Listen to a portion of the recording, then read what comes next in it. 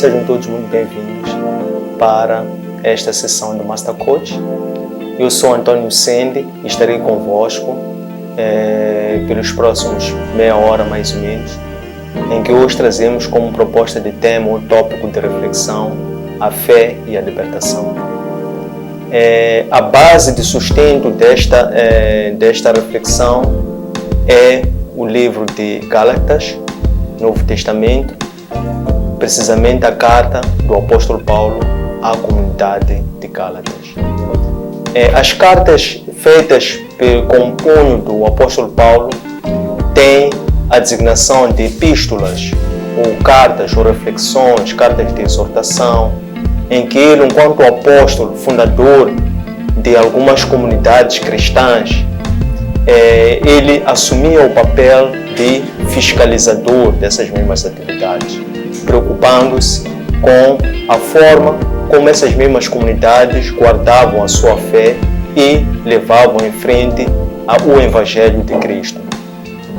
Não raras vezes, nas visitas que ele fazia, nas expedições que ele fazia a estas vastas comunidades distribuídas pela Ásia Menor, pela Europa, ele ia com duplo intuito. O primeiro era de rever os amigos, rever as obras e também fiscalizar, inteirando-se do que é que estavam a enfrentar ou encarar como novos desafios e de que forma, noutras ocasiões em que ele já impedido de se movimentar por razões de perseguição, movido pela fé que ele apregoava, que é o Evangelho de Paulo, ou paulista, ele passou a fazê-lo em forma de cartas, que eram reflexões profundas.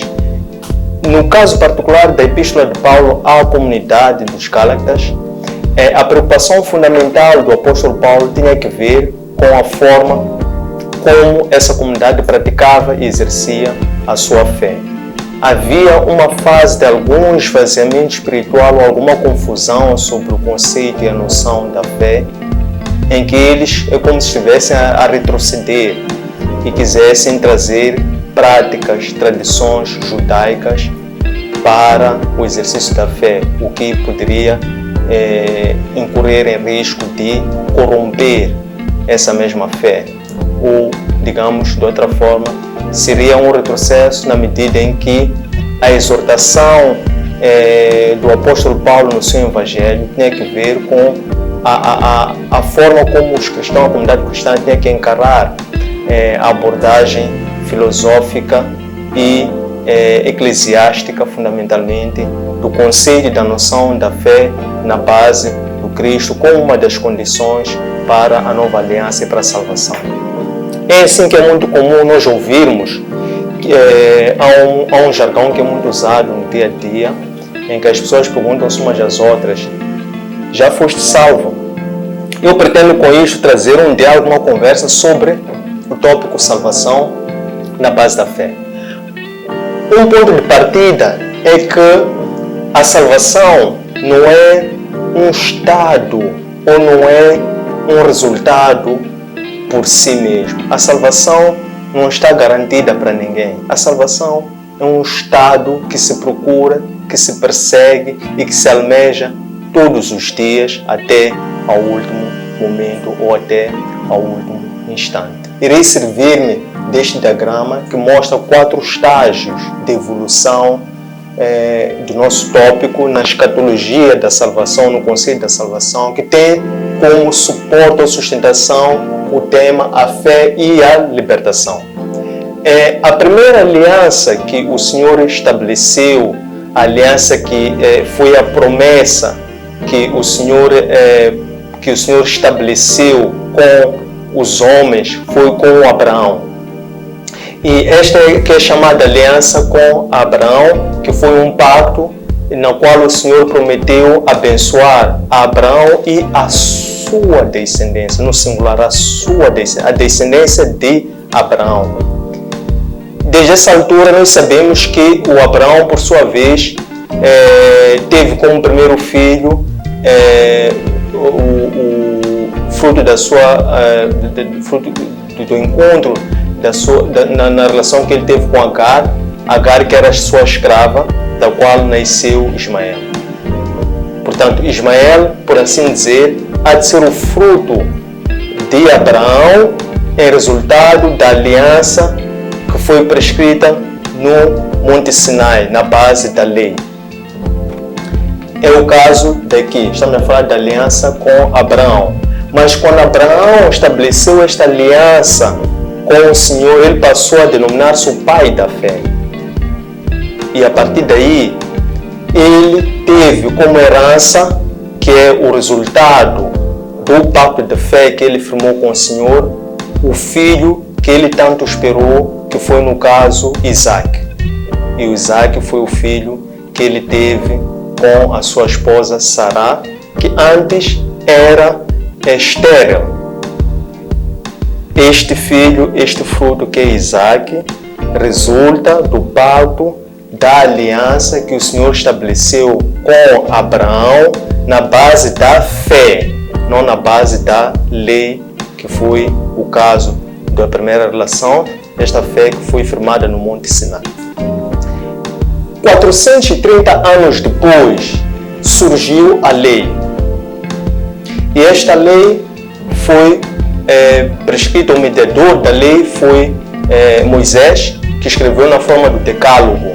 Foi a partir dessa lei pela qual foram escritos várias constituições que regem o funcionamento, regulam o funcionamento de muitas nações, de muitos países. Portanto, a Constituição, a lei que foi adotada por vários países, por várias pessoas, por várias sociedades, foi na base da lei do Decálogo, que foi constituído 430 anos depois da aliança que o Senhor estabeleceu com Abraão. E esta lei conduziu, por sua vez, na escatologia da salvação, ao estabelecimento de uma nova aliança, porque na lei, através da aliança que o Senhor estabeleceu com Abraão, havia prometido desde então que haveria de enviar alguém que pudesse estabelecer a nova aliança. O que é a lei? Neste ponto, estamos no ponto 2, o que é a lei?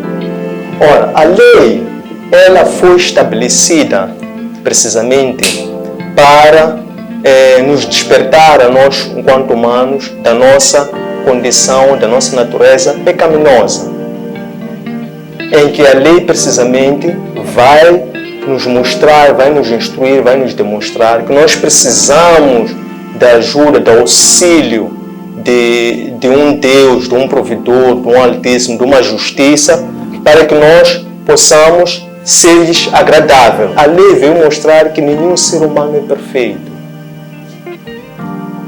Ninguém é perfeito, ninguém é autossuficiente. Todos nós precisamos de uma mão provedora, uma mão divina, uma mão superior que nos ajude, nos auxilie a poder nos aperfeiçoar de forma que lhe sejamos agradáveis.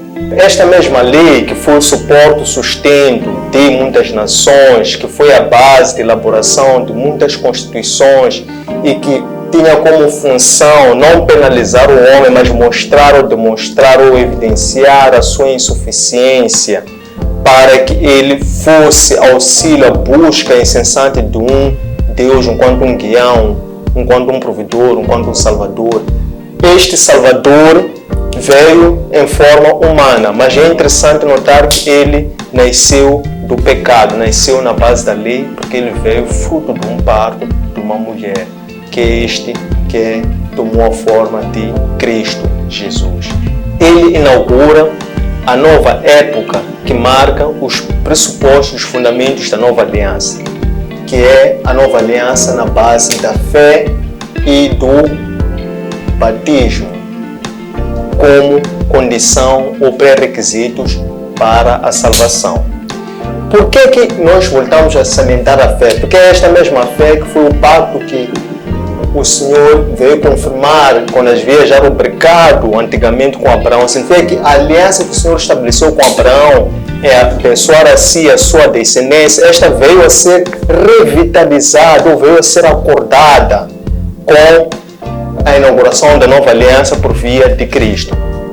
Porque desde então, nesta altura, veio-se a reformular ou a reforçar a fé como o vínculo para a nova aliança, em que Cristo passou a figurar como o intercessor da nova aliança. De que forma? Ele veio como pessoa para oferecer a sua própria vida em resgate de muitas outras vidas, através da sua vida, paixão, morte e ressurreição. Então, pela fé, quem crê, aceita que o ato do Cristo ter sido crucificado voluntariamente enquanto um Cordeiro de Deus para a remissão de nossos pecados, nós tomamos posse desta promessa e adquirimos a partir daí esta confiança e passamos a viver em conformidade com esta nova orientação, em que nós assumimos que Ele é o Senhor e o consumador da fé, o intercessor da nova aliança, ou por assim dizer, o novo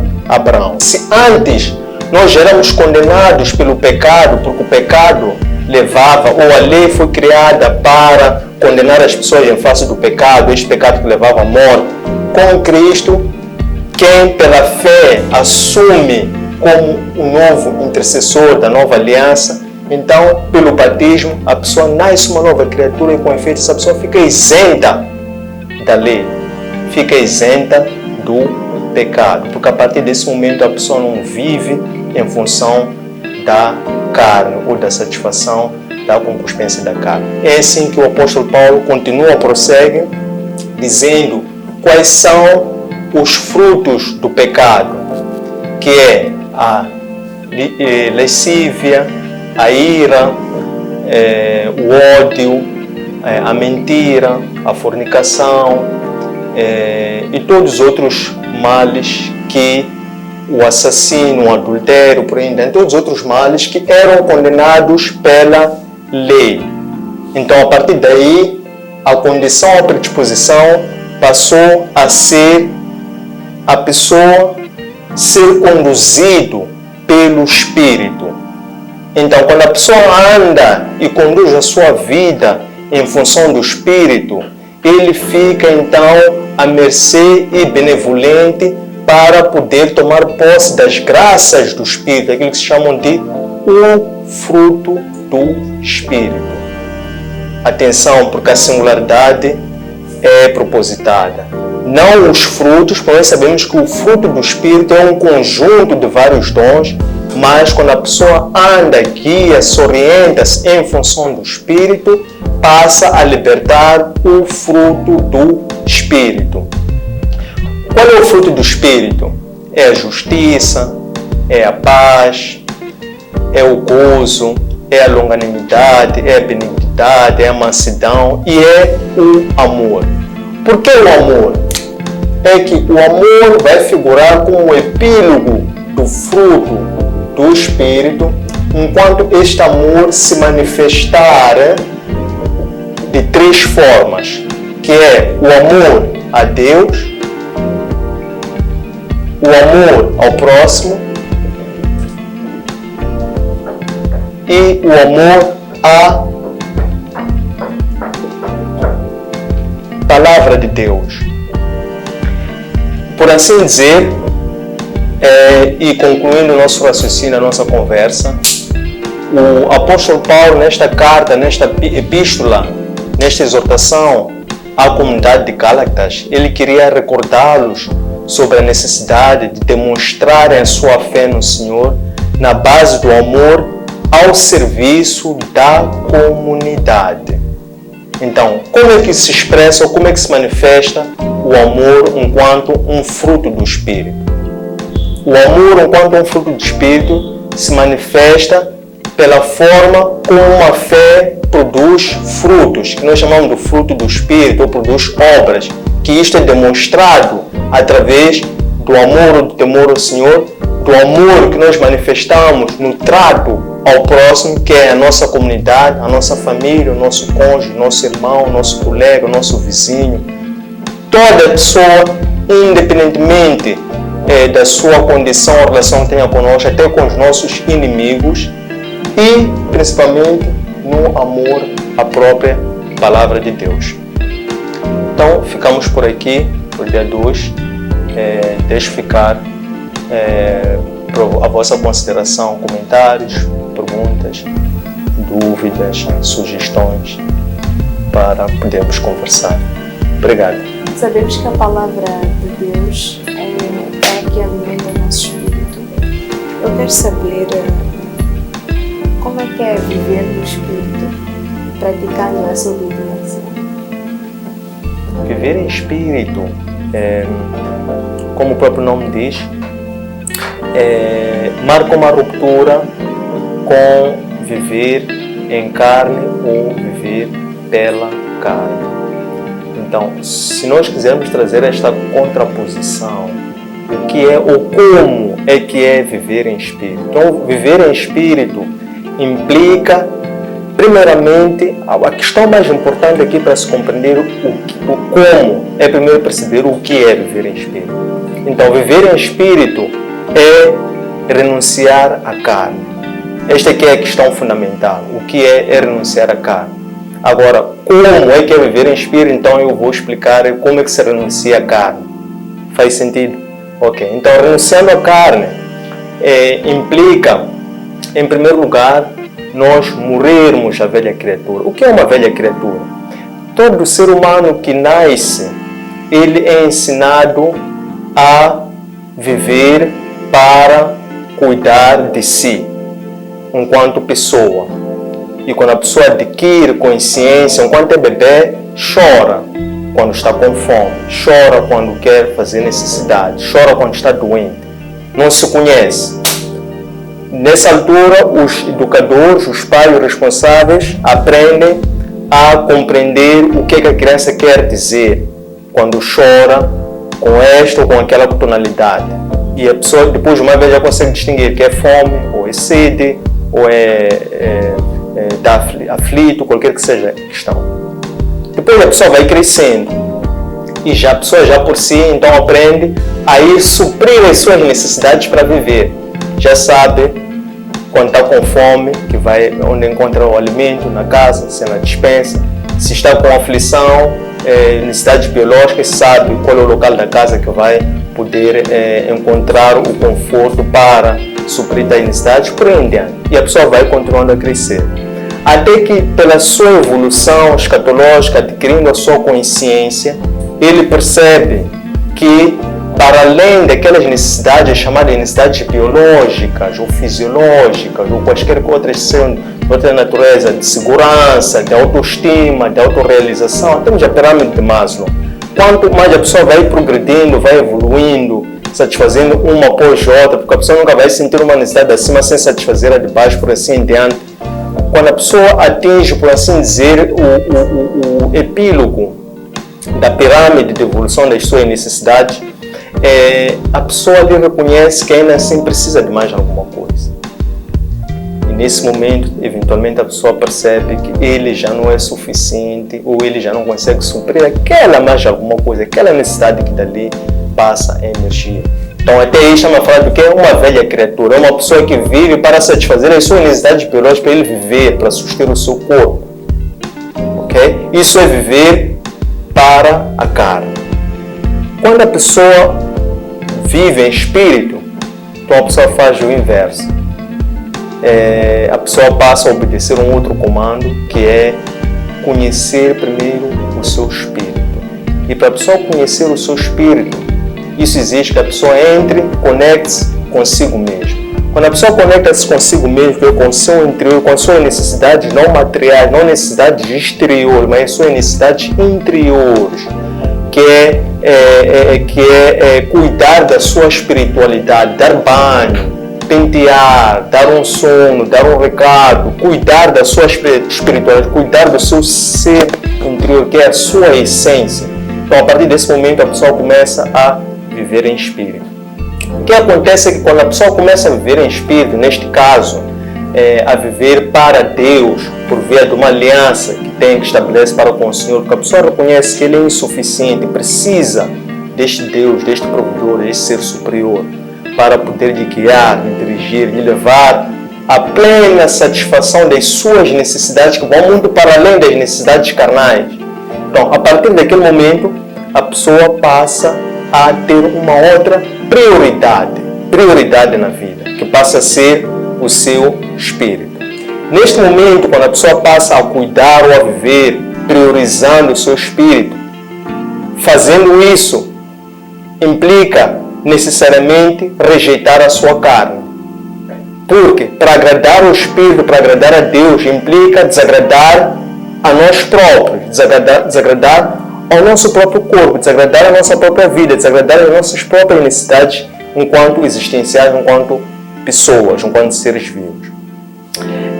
Isto implica o quê? Implica, em primeiro lugar, renúncia, renunciar. Quando Cristo diz a condição para ser elegível ao reino dos céus é negar a si próprio, que é a questão da renúncia. Negar o quê? Negar as suas necessidades. Negar satisfazer aquilo que o satisfaz exteriormente, externamente. Isto é negar a si próprio. A segunda condição que ele diz é carregar a sua cruz. O que vai ser carregar a sua cruz? Vai ser a pessoa ir sepultar-se, ir matar-se, a pessoa levar-se a se oferecer-se como uma oferta viva, santa e agradável ao Senhor. Então a pessoa pega a sua própria cruz e vai se sepultar. A pessoa vai matar-se, a pessoa vai se aniquilar, a pessoa vai se rejeitar. Mas mais do que se rejeitar naquele momento, a pessoa vai enterrar a sua existência enquanto humana. Para que se cumpra a terceira fase, que é o quê? Seguir a Cristo. Seguir Cristo onde e para onde? Aí é que está a questão. Cristo veio em condição e natureza humana. Ele veio para cumprir uma missão. E a missão dele só se completou quando ele morreu e ressuscitou. E ele, reparem, que ele se agradou da morte dele. Ele fez questão que morresse. Ele anunciou e previu a sua morte. E ele pessoalmente entregou-se para a morte. E quando assim aconteceu, completou-se aquilo que se chama da paixão de Cristo, que foi a sua morte. E depois, a partir daí, quando completou-se toda a justiça, e ele foi confirmado como tendo adquirido todo o poder sobre o céu, sobre as terras, sobre a vida e sobre a morte, porque ele venceu a morte, por assim dizer. Então ele renasceu, que é o seu ressuscitou. Então qualquer cristão que pela fé toma posse disso, compreende e assume Cristo como seu Senhor, Rei, Salvador, passa a viver nessa função. Isso é, a pessoa nega a si próprio, sepulta-se e nasce de novo, nasce em espírito, não nasce em carne, porque em carne a pessoa já existe, mas nasce em espírito, adquire uma outra natureza, uma outra condição, um outro caráter, passa a ser um cristão, passa a ser um seguidor de Cristo, passa a ser um servo do Senhor. E a partir daquele momento, então, a pessoa compreende aquilo que são os postulados constantes da palavra, obviamente, aquilo que se diz: buscar-lhes primeiro o reino de Deus e a sua justiça, que o resto das coisas lhe serão acrescentadas. Quer dizer, a pessoa quando nasce em espírito, a sua prioridade é buscar o reino de Deus e a sua justiça. Vive para isso. A pessoa já tem uma outra meta. Vive para buscar o reino de Deus e a sua justiça. O resto é graça, vem em excesso e já não é substancial, porque esta pessoa já nasceu e vive em espírito, vive para o Senhor e a sua naturalidade, que é buscar o alimento espiritual, enquanto que uma pessoa que vive pela carne alimenta-se do alimento sólido, uma pessoa que vive pelo Espírito alimenta-se do alimento espiritual, que é a palavra de Deus. E mais do que alimentar-se, a pessoa passa a amar a palavra de Deus, passa a viver em estreita obediência à palavra de Deus. E essa palavra de Deus que é a demonstração do seu amor para com o Senhor, que é a aliança que o Senhor estabelece com o Senhor, vai ser na base do amor, o amor a Deus, o amor ao próximo, o amor à palavra de Deus. Como é que podemos conhecer melhor o nosso espírito, estando em contato com o nosso Mestre, Jesus Cristo? A melhor forma de nós conhecermos o nosso espírito, isto é, de nós conseguirmos compreender os planos do Senhor, é por intermédio do Espírito Santo. Vou explicar agora isto, como é que este processo se desencadeia. Para a pessoa viver em espírito, andar em espírito, estar em espírito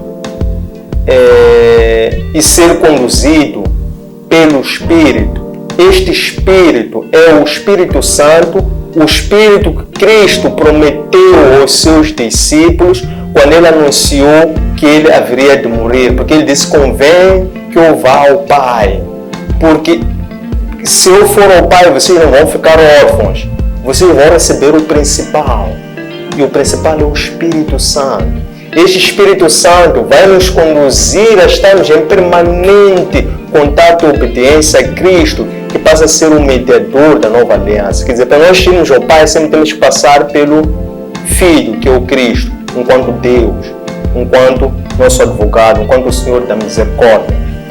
Por via do Espírito Santo, como é que nós adquirimos o Espírito Santo? É por via do batismo, não batismo das águas, não batismo de imersão, não aquele batismo de nascer de novo. Aquele é um primeiro passo, quando a pessoa nasce uma nova natureza, a pessoa passa a viver em Espírito. Passando a viver em Espírito, a pessoa vive em renúncias, renúncia atrás de renúncia, é uma busca incessante, é buscar com todas as forças, todo o coração, com todo o seu entendimento, com todas as suas forças, buscar ser guiado, dirigido por esse Santo Espírito, reconhecendo a sua inferioridade, a sua pequenez, porque o Senhor conhece o nosso coração. Ele sabe em que momento é que cada pessoa vai receber o seu galardão em função da porção da sua fé que cada um recebe, que é diferente da fé do indivíduo A, é diferente da fé do indivíduo C, é diferente da fé do indivíduo C, mas a fé é a mesma, a palavra é a mesma, a disposição é a mesma, mas a entrega é diferenciada de pessoa para pessoa. Quando a pessoa evolui, renúncia atrás de renúncia, cresce espiritualmente, que vai obtendo outras consagrações, né? Vai recebendo outras graduações. Isto é, o crescimento espiritual é um crescimento que ocorre todos os dias. A pessoa que busca incessantemente conhecer a Deus, entregando-se na palavra de Deus, a pessoa todos os dias evolui, cresce. O que é que vai crescer? Cresce a sua intimidade. E essa medida da intimidade com Deus materializa-se quando a pessoa experimenta o esvaziamento espiritual. O que vai ser o esvaziamento espiritual? É a pessoa se anular, a pessoa morrer para o ego. Quando a pessoa morre para o ego, experimenta o esvaziamento espiritual, a partir daquele momento, então a pessoa tem um contato com a cruz. O que é ter um contato com a cruz? É o tal sepultamento da velha criatura. Através de uma busca constante, então o Espírito emerge em nós. Nascemos numa dimensão vertical, através do que recebemos o sacerdócio santo. É uma dimensão vertical, que é o sacerdócio santo, que é a presença do próprio Deus, que Ele vem e testifica e confirma-nos, Ele vem à nossa cabeça e completa-nos. E Ele, a partir daquele momento, passa a dirigir-nos, a orientar-nos como? É este Espírito Santo, que a partir daquele momento passa a dirigir, a capitanear e a dirigir a nossa vida. Então é através do Espírito Santo que nós temos um estreito, contínuo contato com o Senhor. Isto é, passamos a agir de uma forma que lhe sejam agradável. Como? Em Espírito. Nós dissemos que o fruto do Espírito é o amor, são todos os outros que nós vimos, né? O fruto do Espírito, longanimidade, benignidade, mansidão, justiça, paz, gozo pelo Espírito Santo. Tudo isso quem proporciona é o próprio Espírito Santo. São os frutos do Espírito. Pronto. Mais uma vez, boa tarde. Sendo que na nossa escatologia, como está escrito na parte superior do nosso quadro, eu queria ver a aliança de Abraão, não é? Que é o pai da fé. Depois vem a lei, depois vem a nova aliança. Eu queria perceber, sendo a vinda da nova aliança, a existência ou a vinda da nova aliança, a fé de Abraão foi ofuscada pela lei de Moisés. Eu queria perceber. O texto bíblico sugere que Cristo não veio para rejeitar e nem veio para anular a lei e nem os profetas. Ele veio para aperfeiçoar. Porque mesmo a própria lei, quando os profetas já previam e prediziam que haveria de surgir um Salvador, um Messias, um Emanuel, que haveria de vir para nos salvar da nossa condição pecaminosa, porque a lei vigorou durante um tempo. A aliança com Abraão é eterna. A lei vigorou por um tempo como condição para a salvação, mas a lei até hoje continua a existir. A lei não foi abolida materialmente, a lei material não foi abolida. Mas quando a pessoa nasce em espírito através da nova aliança, a pessoa fica isenta da condenação do pecado, porque a pessoa já não vive mais pela carne, porque a carne, quem vive pela carne, a carne é que conduz o quê? O pecado, a morte. E nós somos condenados pelo pecado e pela morte. Então quem nasce em espírito é isento da lei, porque a pessoa já não vive para satisfazer a carne, vive para um espírito.